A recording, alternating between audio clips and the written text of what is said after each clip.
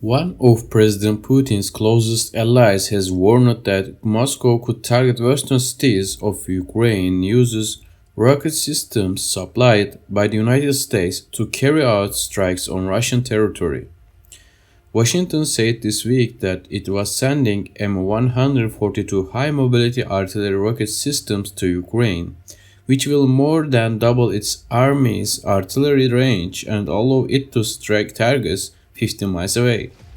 If, God forbid, these weapons are used against Russian territory, then our armed forces will have no other choice but to strike decision-making centers, said Dmitry Medvedev, a former prime minister under Putin who is deputy chairman of Russia's National Security Council.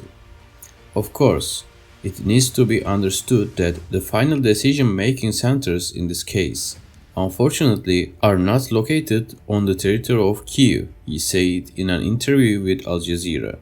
Officials in Moscow have accused NATO of using the war in Ukraine to wage a proxy war against Russia.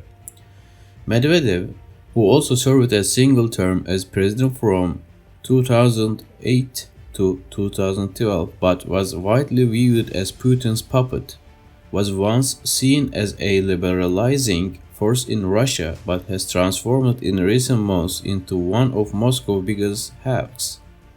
He also warned that the fighting in Ukraine was pushing the world dangerously close to nuclear Armageddon, saying, "The horsemen of the apocalypse are already on their way and all hope now is with Lord God the Almighty."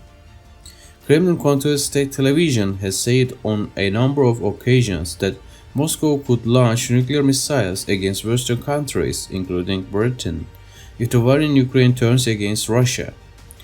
The White House said it had agreed to provide Ukraine with the guided missiles after receiving assurance from President Zelensky that they would not be used to hit targets inside Russia.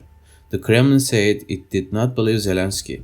The United States is directly and intentionally adding fuel to the fire, Dmitry Peskov, Putin's spokesman, said.